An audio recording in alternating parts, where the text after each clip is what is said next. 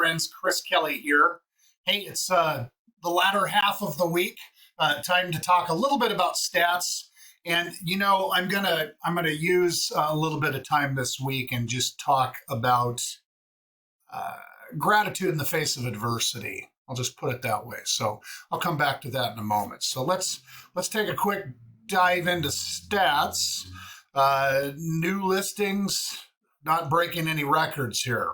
That number remains low. I'll talk about that in a minute. These have come up. Well, this one in particular has come up a little bit. But this has come up. And it's interesting because if you go back and look at this time last year, which is pretty much the kind of the apex of the market, and when rates had started changing, look where pricing was, and we're literally there. So you've heard me say this. You've heard me say this a number of times if you watch these, that we lost some pricing last year and that we've recovered most of it.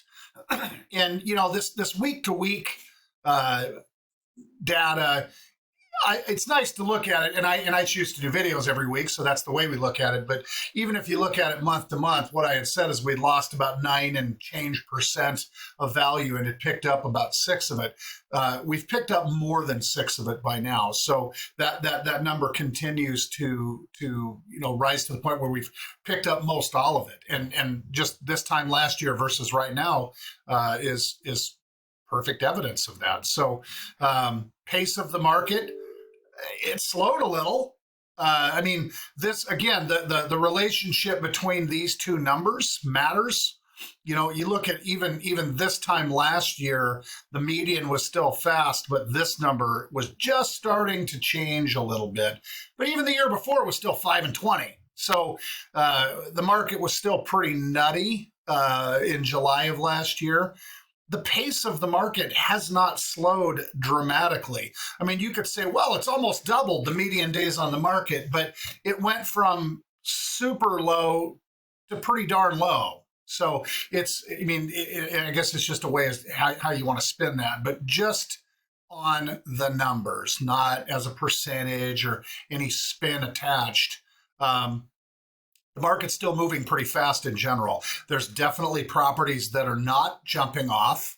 But you know what? One thing that's happening that you just don't see in these numbers, and I think I might have talked about this a little bit last week, it's just harder. Transactions are harder. The ask is bigger on the buyer side of things, and the agreement to said ask is less than perfect on the selling side of things. So it's just, there's a little bit of this going on. And it's fine. That's part of what moving to a normal market in its entirety looks like, frankly. So, but the long and short of it is there's still a serious drought of inventory. There's probably going to remain a serious drought of inventory for some time. And that's kind of where we are, but there's still deals to be had. There's still real estate to look at. There's still decisions to be made. I just showed a home to a fantastic repeat set of past clients that we're hopefully going to put together here in the next day or two. And the fact that we can even have a conversation about being contingent is really a godsend. That's also, it speaks a little bit to the market maybe returning to normal, where we can at least have those conversations. So all in all, here's the downside on all of this. Interest rates suck today. That's a technical term, by the way. Well, interest rates just bumped right up and right over for some, 7%. Are they gonna come down? They are. Interest rates react to jobs reports. Interest rates react to consumer price index reports, inflation in general. There's the anticipation of all of those things. Interest rates are so reactive to all of the maybe. The irony is, if the economy's doing better, the interest rates pay the price by going higher. And that's largely what has happened today, according to those that know more than me. So, but like I said before, rates Rates change and rates will change. And if you like something today and it's the right time in your life to be doing something today, then go do it and change it later when it's time, when rates are such that you can. So what you paid for something, well, by the time rates go down, what you're going to pay for something is going to go up. It's just how it works. So I would never discourage you from making a decision because rates started with a 6 or started with a 4. Go do what you need to do because it's the right time in your life to be doing it. That is advice that I will always be giving the rest of my career because it transcends all of the other things.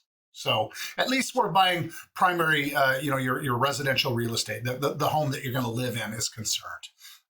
For investors and things where there's a different agenda and you're buying math, I mean, that's maybe a different conversation, but there's a conversation to be had around that too. I'll leave that one alone for today. I do want to pivot just for a minute or two about, like I said, being grateful in the face of adversity. I'm not a superstitious man particularly, but I felt like by the end of the morning today, I felt like maybe I shouldn't talk to anybody because I jinx them.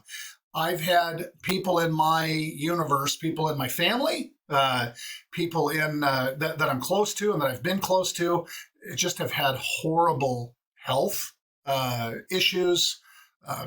Somebody passed away. My house burned down. I mean, it's just like, holy smokes. Life happens, whether we like it or not sometimes. Being grateful in the face of that kind of adversity, it's hard to do. But here's what I would say. Life happens. Life's fragile. So savor the flavor and enjoy it when you can. And don't get wrapped up in the petty trivialness that is so often our problems, because you could have real problems. So, and today for me was an exposure to some people that I'm close to's real problems. And we're going to do the best to be there for them. I'm going to do the best I can to be of help to them, how they need it. But the long and short of it is life's fragile. So do your best with every day you got. I know it sounds so cliche, but it's so true.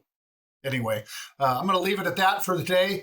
As always, I just want you to know that I'm grateful for my relationships. And I'm grateful for the opportunity to be able to help people that trust me. It's a big deal to me. So if there's ever anything I can be doing, doesn't matter if it's paid work or just good advice.